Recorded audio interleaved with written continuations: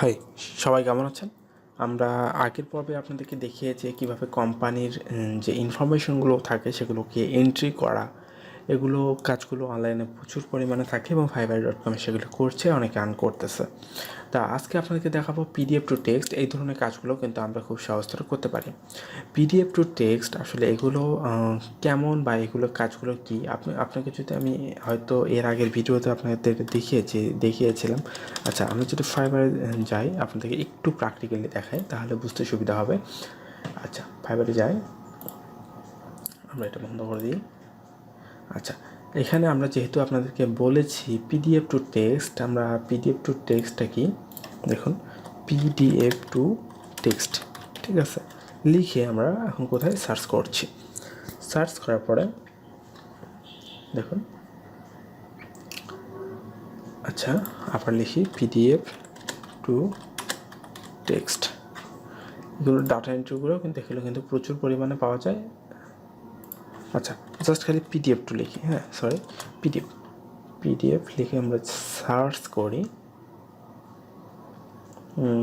Load নিচ্ছে ভাবি। আচ্ছা, সার্চ রেজাল্টে গিক চলে এসছে।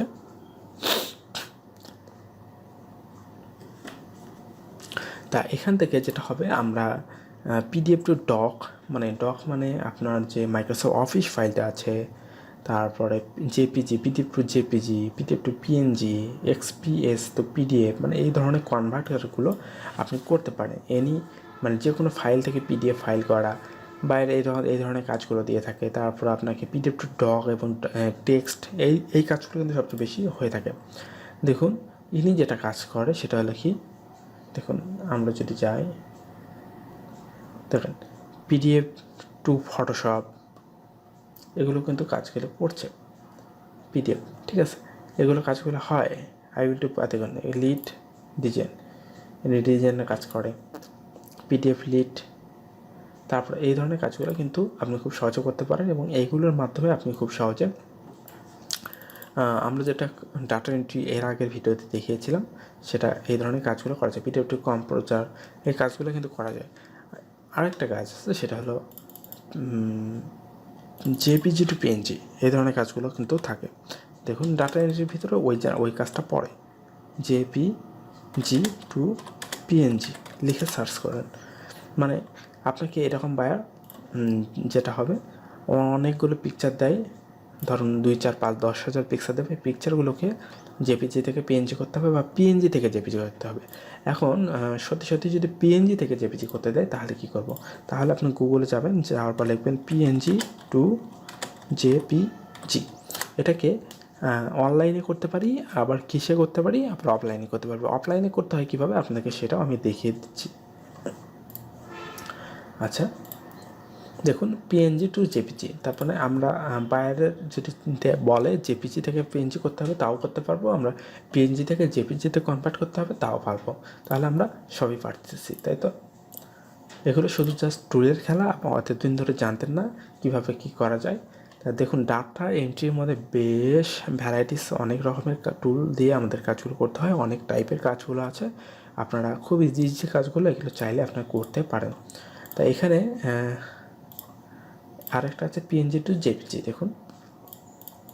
আচ্ছা, দুইটা লোড নিই আর আপনাদেরকে এখান থেকে দেখিয়ে দিলাম। এখানে একজন পিডিএফের কাজগুলো করছে, শুধুমাত্র পিডিএফ টু টেক্সট বা এগুলো, সে কিন্তু প্রচুর মোটামুটি অনেক কাজই সে পেয়েছে। আচ্ছা, এখন দেখুন পিএনজি টু জেপিজি, এখানে আপনার যে পিকচারটা থাকবে সেটা আপলোড করে দেবেন। করে দেওয়ার পরে এখানে ডাউনলোড করে দিলেই আপনার পিএনজি টু জেপিজি কমপ্লিট।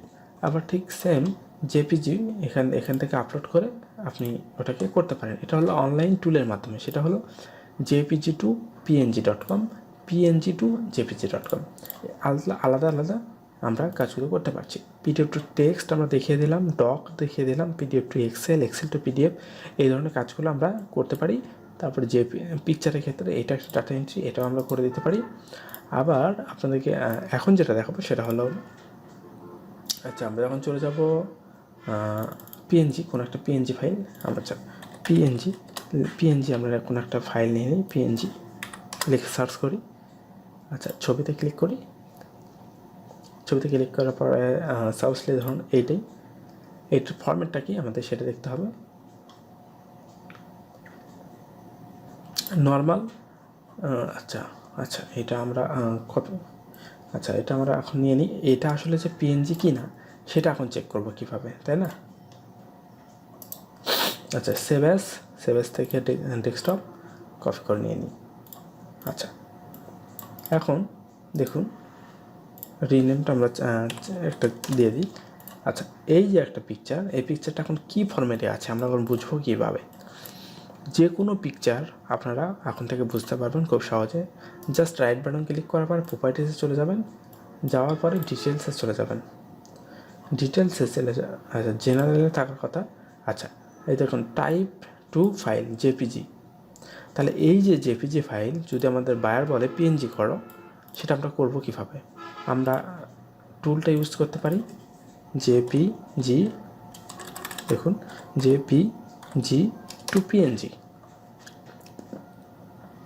আমরা প্রথম ওয়েবসাইটটা ঢুকি, ঢোকার পর আপলোড ফাইল, তারপরে আমাদের কোথায় সে ফাইলটা, আচ্ছা এল ছিল মেবি, হ্যাঁ জেপিজি ফাইলটাকে আমরা করছি। করার পর দেখুন এটাকে কনভার্ট করে ফেলছে। কনভার্ট করার পরে আচ্ছা, এখানে আমরা ডাউনলোড অল, এখানে একটা সুবিধা হলো আমরা একসাথে 50 MB পর্যন্ত ফাইল আপলোড করতে পারবো। এটা হলো জেপিজি থেকে পিএনজি করা। এখান থেকে খুব নর্মালি করতে পারি অনলাইনের মাধ্যমে। আর একটা জিনিস আমরা করতে পারি অফলাইনে, শুধুমাত্র সেটা কীভাবে, এই একটা ফাইল এখান থেকে আমরা যাব ওপেন করব। ওপেন করার পরে পেইন্টে যাব, পেইন্ট থেকে কিচ্ছু এখানে কোনো টাচ করব না, বাইরের যে ফাইল পিকচারগুলো থাকবো কোনো টাচ করব না। File save as PNG picture করার পরে ডেস্কটপ। তা দেখুন এগুলো সাধারণত কি হয়, মোবাইল বা যারা ই কমার্স সাইটগুলো তৈরি করে তাদের জন্য পিকচারগুলো কালেক্ট করে দিয়ে দেওয়া হয়। আর অনেক পিকচার আছে, মানে অনেক ওয়েবসাইট আছে সেগুলো একটি ফর্মেট তারা আপলোড করে। এখন এটা আমরা তার জন্য ডাটা এন্ট্রি বায়ার করে নেই। প্রপার্টিসে যাবো, প্রপার্টিসে যাওয়ার পর দেখুন ডিটেলসে পিএনজি। এখন কথা হলো, এখন আমাদের ধরুন বায়ার আমাদের পিএনজি দিল, পিএনজি এটা একটা পিএনজি ফাইল। আচ্ছা, এটা কেটে দিই পিএনজি। এখন পিএনজি টু জেপিজি আমরা অনলাইনে করবো কীভাবে এবং অফলাইনে করবো কীভাবে। অনলাইনে করতে এখান থেকে আমরা যেটা করব, অফলাইনে এখান থেকে ওপেন থেকে open save as JPG desktop, just click. এখন আমরা এটা জেপিজি খুব নর্মালি করতে পারলাম। তাহলে আপনাদের আমি আশা করি দেখুন JPG to PNG, PNG to JPG আর করা কোনো সমস্যা হবে না আশা করি। তারপরেও করতে পারেন, এভাবে করা যায়।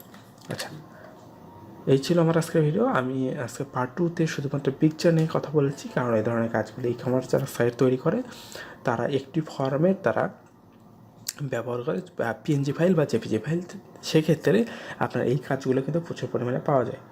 আর আপনি এরকম 1000 এন্ট্রির জন্য আপনি যেটা তার কাছে চার্জ করতে পারেন মিনিমাম $15 বা $20 এ পর্যন্ত। আর 1000 পিকচার জেপিজি টু পিএনজি করতে খুব একটা বেশি সময় লাগার কথা না। আপনি একটু বসলেই দাম, মানে মিনিটে আপনি একটা করে করতে পারবেন। মানে আমি বলবো যে এই কাজগুলো করতে পারেন, JPG to PNG, PNG to মানে পিকচারের যে কাজগুলো, এবং PDF to text, text to PDF, PDF to doc, doc to PDF, মানে এই ধরনের কনভার্টিং কাজগুলোও হয়ে থাকে অনলাইনে।